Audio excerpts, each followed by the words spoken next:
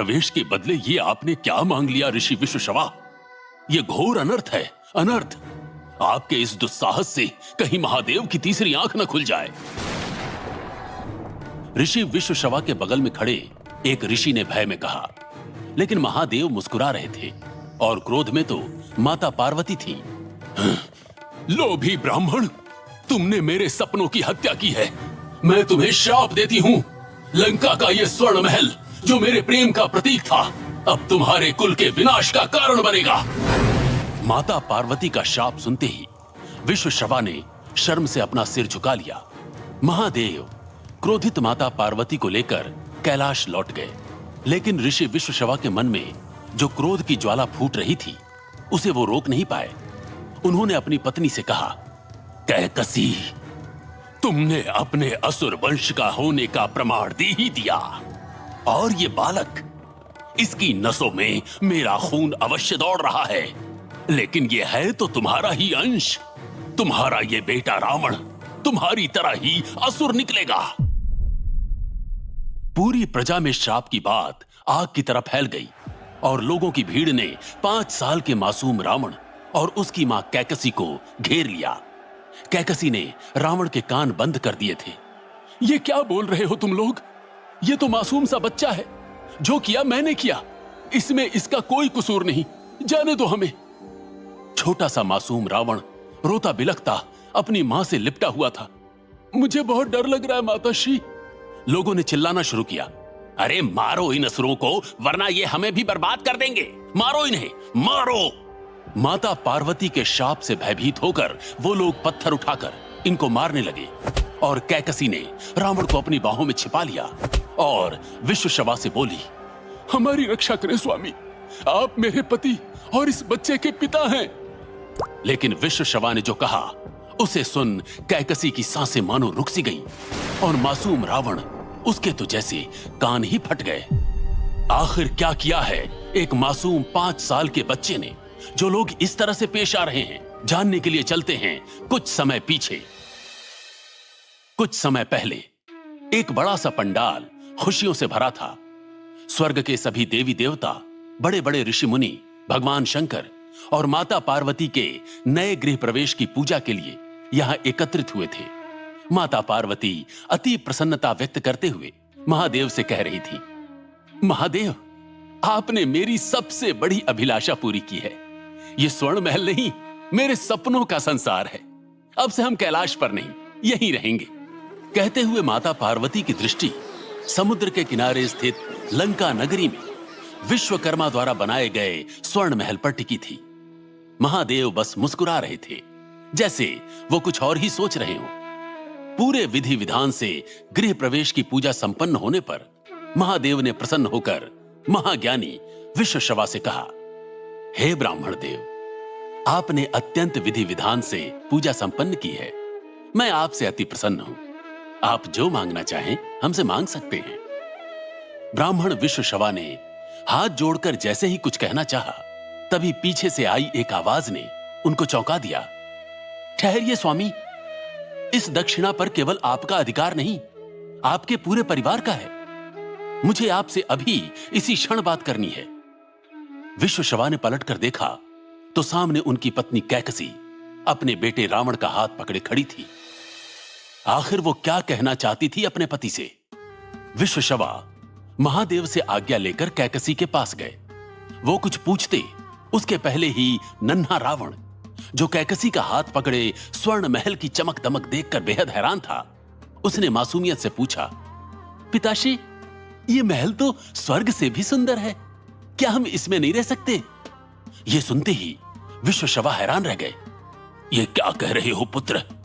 ऐसा नहीं कहते। ये महल महादेव और माता पार्वती का है, हम यहां नहीं रह सकते। तभी कैकसी ने जो कहा उसे सुन विश्वशवा के पैरों के नीचे से धरती हिल गई। मुझे यही जरूरी बात करनी थी आपसे। आप महादेव से दक्षिणा में ये पूरा स्वर्ण महल मांग लीजिए स्वामी।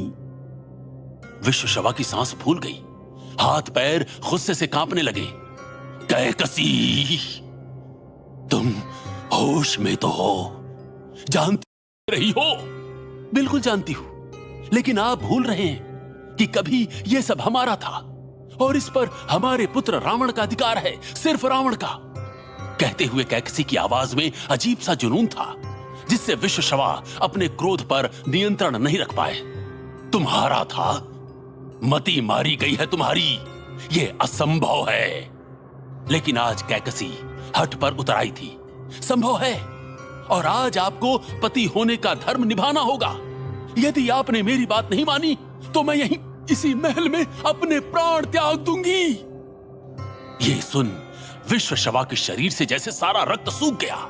उनके माथे पर पसीने की धार बहने लगी। एक तरफ पति धर्म तो दूसरी तरफ ब्राह्मण धर्म। किसे चुनेंगे विश्वशवा? कौन सी राह लेंगे वो? धर्म या अधर्म की, पुण्य की या विनाश की? विश्वशवा के हाथ कांप रहे थे। तभी महादेव ने उन्हें पुकारा। हम प्रतीक्षा कर रहे हैं ब्राह्मण देव, कहिए आपकी जो भी इच्छा है। विश्वशवा घबराए हुए महादेव के निकट आए। प्रभु, दक्षिणा में आपका ये स्वर्ण महल चाहिए। ये शब्द निकलते ही चारों तरफ हाहाकार मच गया। माता पार्वती को अपने कानों पर विश्वास नहीं हुआ। लेकिन इस धर्म संकट की स्थिति में भी कोई था जो मुस्कुरा रहा था, और वो थे महादेव। जिसे तुम दक्षिणा समझ रहे हो विश्वशवा, वही तुम्हारे भविष्य की नींव रखेगा। तथास्तु। सुन्न खड़ी माता पार्वती का चेहरा सफेद पड़ गया। उन्होंने क्रोधित होकर कहा, लोभी ब्राह्मण, तुमने मेरे सपनों की हत्या की है। मैं तुम्हें शाप देती हूं। यह स्वर्ण महल जो मेरे प्रेम का प्रतीक था, अब तुम्हारे कुल के विनाश का कारण बनेगा। महादेव क्रोधित माता पार्वती को लेकर कैलाश लौट गए। विश्वशवा ने अपनी पत्नी से कहा, कैकसी, तुमने अपने असुर वंश के होने का प्रमाण दे ही दिया, और ये बालक, इसकी नसों में मेरा खून अवश्य दौड़ रहा है। लेकिन ये है तो तुम्हारा ही अंश। तुम्हारा ये बेटा रावण तुम्हारी तरह ही असुर निकलेगा। वहां खड़ी प्रजा ने कैकसी को धिक्कारना शुरू किया। छी छी छी छी छी, दिखा दी ना अपनी आसुरी प्रवृत्ति कैकसी। कैकसी ने हैरान नजरों से उस औरत की तरफ देखा। तभी उस औरत के साथ खड़ी दूसरी औरत चिल्लाई, अरे केवल ये कैकसी ही असुर नहीं, इसका ये बेटा रावण भी उसी के पद चिन्ह पर चलेगा कल। ये सुनते ही रावण बुरी तरह घबरा गया। मुझे डर लग रहा है माताश्री। कैकसी ने उसे कसकर सीने से लगा लिया। तभी वहां उपस्थित प्रजा के लोग एक साथ चिल्लाने लगे, इन असुरों को निकालो यहां से। ये हमें भी बर्बाद कर देंगे। निकालो इन्हें यहां से, मारो मारो इन्हें। कैकसी बहुत ज्यादा घबरा गई और उसने विश्वशवा से मदद की गुहार की। लेकिन विश्वशवा चिल्लाए, कोई मदद नहीं करेगा तुम्हारी, निकल जाओ यहां से। विश्वशवा की आवाज में इतना आक्रोश था कि प्रजा भी एकटक उन्हें देखने लगी। कैकसी की आंखें फटी रह गईं। विश्वशवा आगे बोले, तुम दोनों दैत्यों की कोई जगह नहीं है मेरे जीवन में। चली जाओ इसे अपने साथ लेकर, हमारा अब कोई संबंध नहीं। कैकसी का कलेजा फट गया और आंखों से आंसू बहने लगे। लेकिन मैंने सिर्फ अपने बेटे का अधिकार मांगा। विश्वशवा के लिए अब कुछ कहने या सुनने के लिए नहीं बचा था। वो वहां से गुस्से में निकल गए। रावण को समझ नहीं आ रहा था कि उसके पिता उससे और उसकी मां से क्यों नाराज हो गए हैं। कैकसी ने बालक का हाथ पकड़ा और रोती हुई उस सोने के महल से बाहर चली गई। समय किसी के लिए नहीं रुकता। देखते देखते 7 वर्ष बीत गए। रावण अब 12 वर्ष का था और अपने नाना असुरों के राजा सुमाली के साथ रह रहा था। भारी बारिश और काले बादलों ने जंगल को घेर लिया था। नदी उफान पर थी और इस वन पर विनाश मंडरा रहा था। एक आदमी जोर से चिल्लाया, जल्दी जगह खाली करो, पानी सब कुछ बहा ले जाएगा। वहीं रावण अपनी छत पर खड़ा जाने क्या सोच रहा था। अचानक तेज बिजली कड़की और रावण छत से कूद उफनती नदी की ओर बढ़ने लगा। ये देख कैकसी रावण के पीछे दौड़ती हुई चिल्लाई, रावण रुको पुत्र, वहां खतरा है। मानो रावण एक रहस्यमयी शक्ति के अधीन था। वो नहीं रुका। उसकी नजर पहाड़ी की उस चट्टान पर पड़ी जहां से जल प्रलय आ रहा था। वो मुस्कुराया और उसने उस चट्टान को पकड़ा और उस चट्टान को उठाकर दूसरी जगह रख दिया, मानो एक माली ने एक छोटे से पौधे को उठाकर दूसरी जगह रख दिया हो। तुरंत नदी की दिशा बदल गई। सब हैरान रह गए। कुछ पलों बाद जयकारे गूंज उठे, रावण की जय हो, मिल गया असुरों का नायक। सुमाली रावण की यह अद्भुत शक्ति देखता रह गया। फिर उसने आगे बढ़कर रावण को गले लगाया। आज तुमने असुर रक्त का प्रमाण दे दिया रावण। रावण के कान में अपने पिता के शब्द गूंजे, असुर हो तुम लोग, असुर। उसने तुरंत पूछा, नाना श्री, असुर वंश मतलब?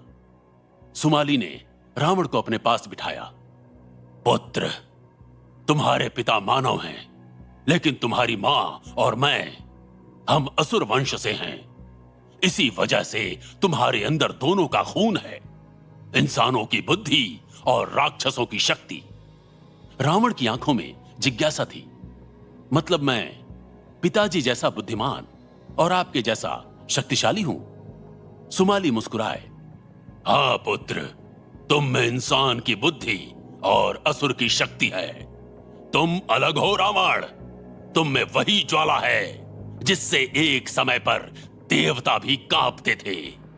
रावण खुशी से उछल पड़ा, मैं असंभव को संभव कर सकता हूं। लेकिन सुमाली मन में चिंतित था, नहीं, रावण की शक्ति को छिपाना होगा। देवता फिर से सालों पहले वाला षड्यंत्र रचेंगे। इस बार लड़ाई शक्ति से नहीं, छल से होगी। सुमाली ने रावण को समझाया, रावण, तुम्हारा इस धरा पर जन्म एक गंभीर उद्देश्य से हुआ है, इसलिए अब से तुम्हें सतर्क रहना होगा और तुम्हें वही करना होगा जो मैं कहूंगा। रावण ने बिना कोई प्रश्न पूछे केवल सर हिला दिया। किंतु सुमाली किस लक्ष्य के लिए रावण को तैयार कर रहा था? आखिर चाहता क्या था वो? कुछ साल बाद अब 20 वर्ष का रावण दैत्यों के गुरु शुक्राचार्य से 64 कलाओं में निपुण हो चुका था। ऊंचा कद, तेजस्वी चेहरा और आंखों में आत्मविश्वास। लेकिन उसके भीतर हमेशा एक द्वंद चलता। वीणा बजाते वक्त वो भावुक हो जाता और नाना सुमाली की बातें सुन राक्षसी रक्त में क्रोध उमड़ पड़ता। आज भी उसे वो दिन याद था जब उसने लंका की इच्छा जताई थी और उसके पिता ने उसे और उसकी मां कैकसी को बेइज्जत कर त्याग दिया था। रावण ये सब सोचता वीणा लिए जंगल से लौट रहा था कि उसने देखा कि नाना सुमाली गुस्से से भरे थे। तुम बस ये वीणा बजाकर जानवरों की सेना तैयार करते रहना रावण। उधर तुम्हारे पिता ने तुम्हारी लंका कुबेर को सौंप दी, तुम्हारे सौतेले भाई को। यह सुनते ही रावण सन्न रह गया। वही लंका जिसे वो अपना समझता था, मां के तप और बलिदान का फल, अब किसी और को। रावण ने सिर झुका लिया तो सुमाली को उसे एक सच बताना पड़ा। तुम्हारे सच जानने का समय आ गया है रावण। रावण ने चौंकते हुए सुमाली को देखा और वो आगे बढ़ा। तुम्हारी माता ने लंका तुम्हारे लिए इसलिए मांगी थी क्योंकि वो कभी हमारी थी, हम असुरों की। मैं असुरों का राजा था, पर विष्णु ने षड्यंत्र से मेरे भाइयों का अंत किया और हम पाताल लोक और जंगलों में छिपने को मजबूर हो गए। रावण स्तब्ध रह गया। इतना बड़ा अन्याय? सुमाली ने हां में सिर हिलाया। अब अन्याय को न्याय में बदलने का समय आ गया है। हमें अपना अधिकार वापस चाहिए। वो लंका जिसके लिए तुम्हारी मां ने सब कुछ सहा, क्या वो अब कुबेर की होगी? क्या तुम ये सह लोगे? रावण की आंखों में ज्वाला थी। नहीं, मैं मां की तपस्या और आपके बलिदान को व्यर्थ नहीं जाने दूंगा। सुमाली ने गर्व से रावण का कंधा थपथपाया। शाबाश, अब अपनी शक्ति दिखाने का समय आ गया है। रावण की मुट्ठियां भींच गईं। मैं भी देखता हूं कुबेर कैसे मेरी लंका पर राज करेगा। अब क्या करेगा रावण? क्या भाइयों में हो जाएगी दुश्मनी? रावण क्रोध में उबलता हुआ अपने पिता विश्वश्रवा के आश्रम पहुंचा, लेकिन द्वार पर ही रुक गया। मैं अंदर नहीं जाऊंगा। जहां मां का सम्मान नहीं, वहां मैं कदम नहीं रखूंगा। वो बाहर से ही गरजा, भ्राता कुबेर, बाहर आओ। कुबेर तुरंत बाहर आया। उसके चेहरे पर असहजता साफ थी। रावण, तुम यहां क्यों? सीधे राज्याभिषेक पर आना चाहिए था। रावण का स्वर तना हुआ था। कुबेर ने झिझकते हुए जवाब दिया, ये पिताश्री की इच्छा है रावण, इसमें मेरा कोई दोष नहीं। यह सुन रावण की आंखें जल रही थी। हां, वही पिताश्री जिनकी इच्छा से मां को निकाला गया, मुझे त्यागा गया और अब मेरी लंका भी तुमको दे दी। तभी एक गूंजती आवाज आई, बहुत बोल लिया रावण, कुबेर से नहीं, अपने पिता से बात करो। विश्वशवा सामने थे, लेकिन सुमाली बीच में आ गया। पहले मुझसे बात करो विश्वशवा। किस योग्यता के आधार पर तुमने लंका कुबेर को दी? रावण भी उतना ही योग्य है जितना कुबेर। विश्वशवा ने गहरी सांस ली और दोनों बेटों को देखते हुए कहा, ऐसी बात है तो इसका निर्णय एक प्रतिस्पर्धा से होगा। सुमाली ने तुरंत कहा, हमें स्वीकार है, बताओ क्या करना होगा। विश्वशवा ने दोनों बेटों की ओर देखा। लंका के जंगलों में भगवान शिव का गुप्त शिवलिंग और त्रिशूल छिपा है। जो खोज लाएगा वही लंका का राजा होगा। दोनों चौंक गए। तभी विश्वशवा आगे बोले, और 4 शर्तें होंगी। पहली, किसी स्त्री की सहायता नहीं ली जा सकती। दूसरी, कार्य कल सूर्यास्त से पहले पूरा करना होगा। तीसरी, कोई छल नहीं। और चौथी शर्त, समय आने पर पता चलेगी। कुबेर और रावण एक दूसरे की ओर देखते रह गए। सुमाली के चेहरे पर मुस्कान थी। उसे रावण पर पूरा भरोसा था। पर क्या रावण इस कठिन चुनौती को जीत पाएगा? दोनों भाई तुरंत अपनी सूझबूझ लगाकर अपने लक्ष्य की ओर निकल गए। सूरज डूब चुका था और पूरा जंगल घुप अंधकार में घिरा था। कुबेर ने युक्ति लगाई, मेरे पास तो ब्रह्मा जी द्वारा प्राप्त पुष्पक विमान है। मैं इतने अंधेरे में जंगल में विचरण नहीं कर सकता। मैं पुष्पक विमान पर सवार होकर आसमान से शिवलिंग ढूंढ लूंगा। कुबेर मुस्कुराया। उसकी रणनीति साफ थी। जहां भी त्रिशूल होगा उसके आसपास चमक होगी और ऊपर से देखना उसके लिए बहुत आसान होगा। लेकिन रावण, उसके पास तो कोई पुष्पक विमान नहीं था। वो पैदल चल रहा था। जंगल के रास्ते उसे अच्छी तरह पता थे। यहां के जानवर भी उसके मित्र थे। उन्होंने रावण को सुझाया कि वो रावण की मदद कर सकते हैं, लेकिन रावण ने साफ मना कर दिया, नहीं, मैं इतना कमजोर नहीं हूं कि ईमानदारी से एक प्रतिस्पर्धा ना जीत सकूं। रावण के मन में युद्ध चल रहा था। मैं सिर्फ लंका ही हासिल नहीं करना चाहता, मुझे पिताश्री को भी यकीन दिलवाना है कि मैं भी उनका बेटा हूं। रावण अकेले आगे बढ़ता जा रहा था। आधी रात बीत चुकी थी। कुबेर छिपते छिपाते आसमान में उड़ रहा था कि अचानक चिल्लाया, इतनी तेज चमक, अवश्य यही होगा शिवलिंग। उसके दिल की धड़कन तेज हो गई। पुष्पक विमान नीचे उतारकर वो उस जगह पहुंचा। वहां सच में त्रिशूल की चमक थी और बगल में गुप्त शिवलिंग। कुबेर की खुशी का ठिकाना नहीं था। मैं जीत गया, लंका मेरी हुई। तभी पीछे से एक आवाज आई, अभी कहां, अभी तो शर्त पूरी करनी है कुबेर। कुबेर ने घबराकर पीछे देखा। आप कौन हैं? क्या हार जाएगा रावण? क्या उसका अपने गुरु, अपनी माता, अपने नाना से किया वचन टूट जाएगा? कैसे इस हार को बर्दाश्त कर पाएगा रावण? और क्या सच में कुबेर जीत गया है या फंस गया है किसी षड्यंत्र में?